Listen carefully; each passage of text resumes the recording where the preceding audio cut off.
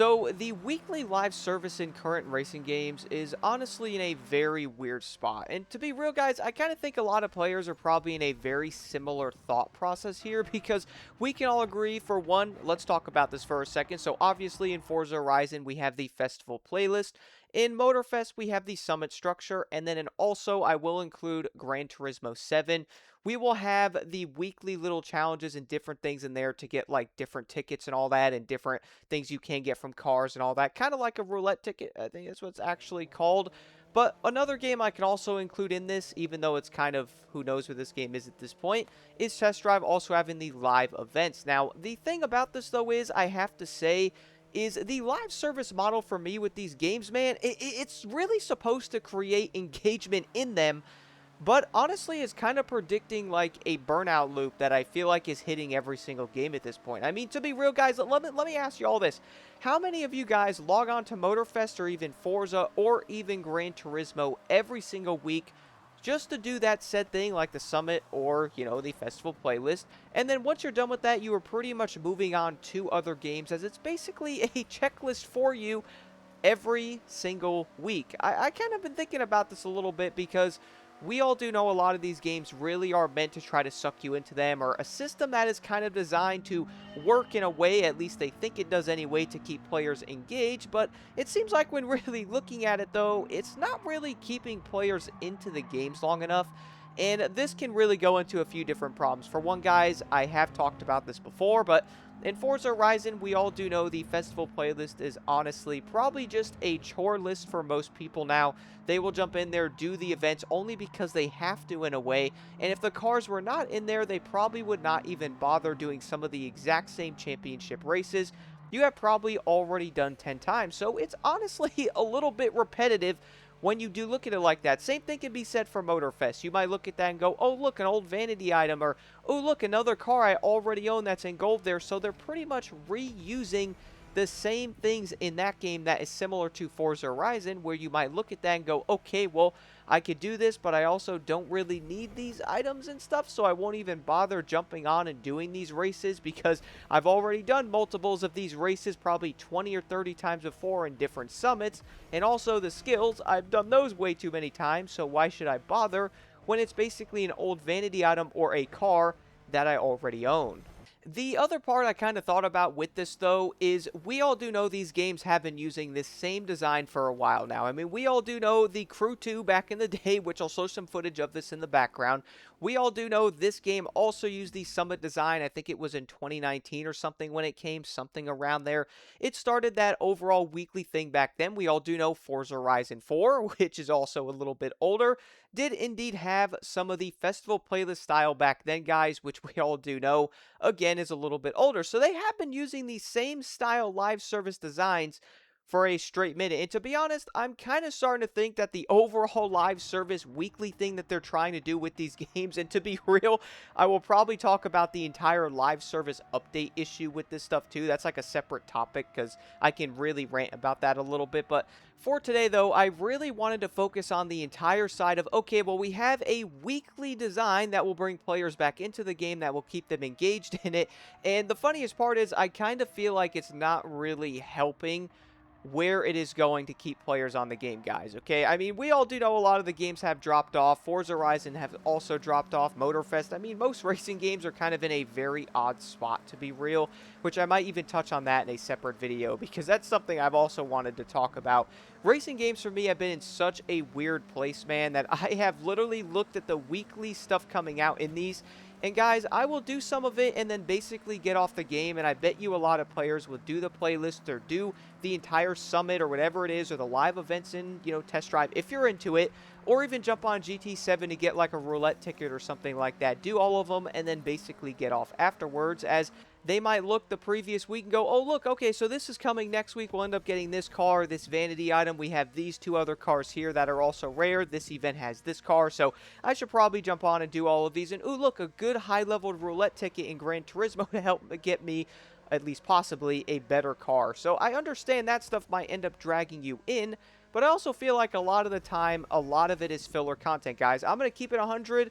Series 2 in Forza Horizon 6 has been a massive disappointment with how they did end up doing the rewards in this. I really think that alone is probably pushing players away. And then Motorfest has pretty much been reusing stuff in the entire summit, whether it's events, obviously the same events always coming in, or the exact same vehicles and vanities that we have seen even from the Crew 2 that basically is there to fill it up, where there is one new car every single month, and a lot of players might avoid the vanity items, me specifically, and then jump on and only get the cars when those do end up popping up, because I don't really want to get on the game and go, okay, ooh, look, we got some new cars, but I already own them. They're new to people who might not have them, which is dope.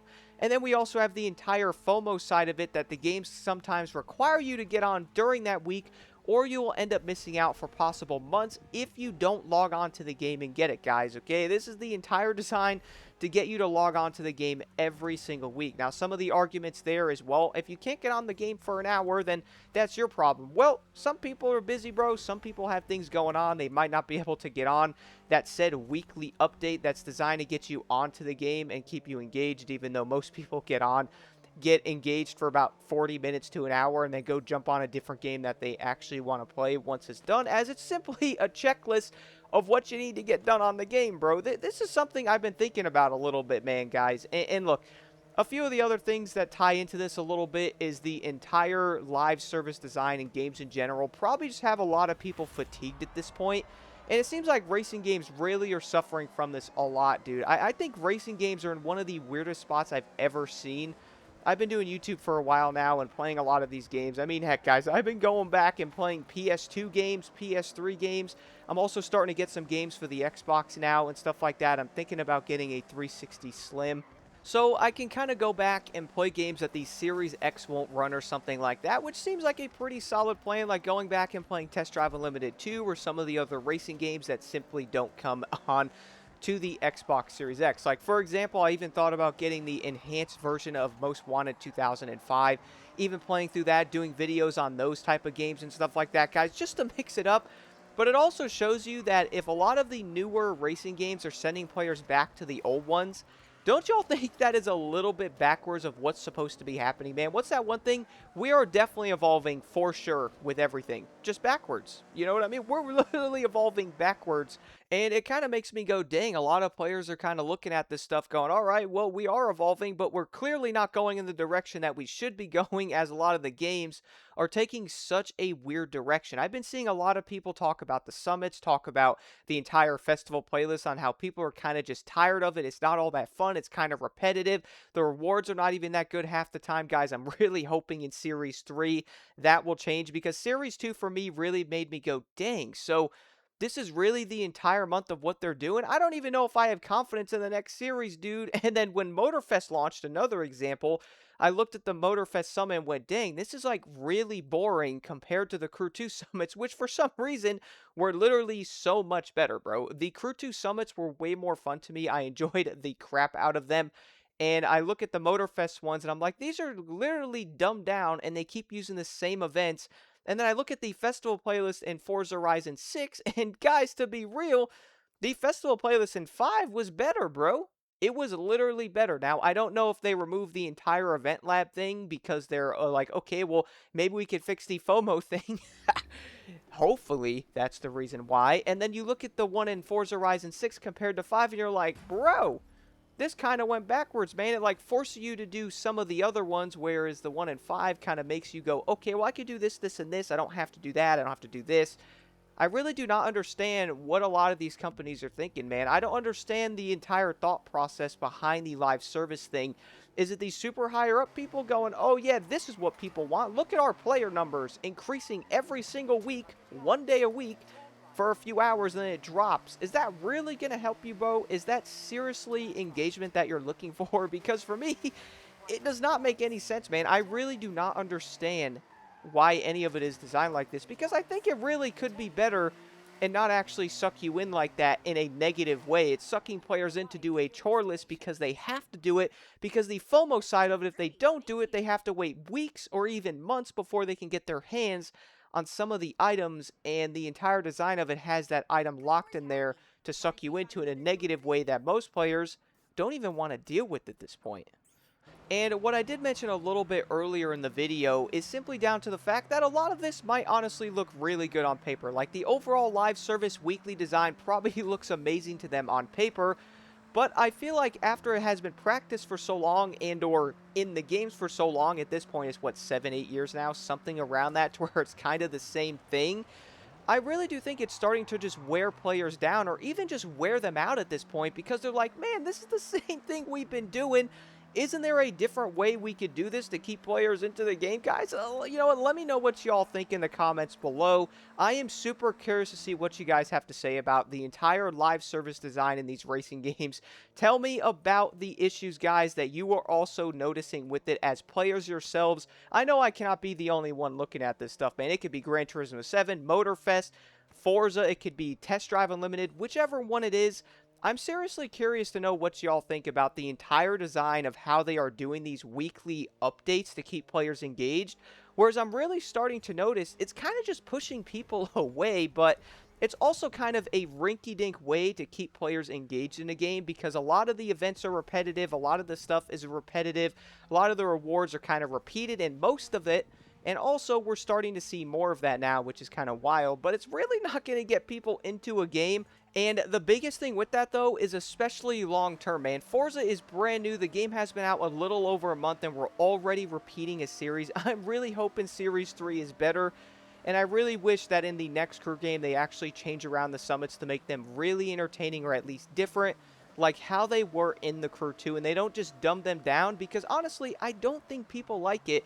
And also, having a random weekly live event in the game is probably not that engaging, because most players could probably do the entire thing in maybe an hour or two, unless they make it dumb grindy so you have to stay on the game longer, which then increases how players are playing the game longer, and then probably looks better to keeping players on the game. And yeah, that's also a very bad cycle. But guys, do let me know what y'all think about the entire live service weekly issue here in racing games. And the funny part is, other games probably suffer from this as well. And I guess the other way to look at this, though, is it's probably another side of the entire live service design in these games in general pretty much just completely falling apart. And I do think more and more people are also noticing that. Guys, do stay tuned for more videos on similar topics I want to talk about, and other things I'm also planning on talking about as well. Again, let me know your thoughts on the entire weekly live service design issue in these racing games, as it is literally hitting every single one of them.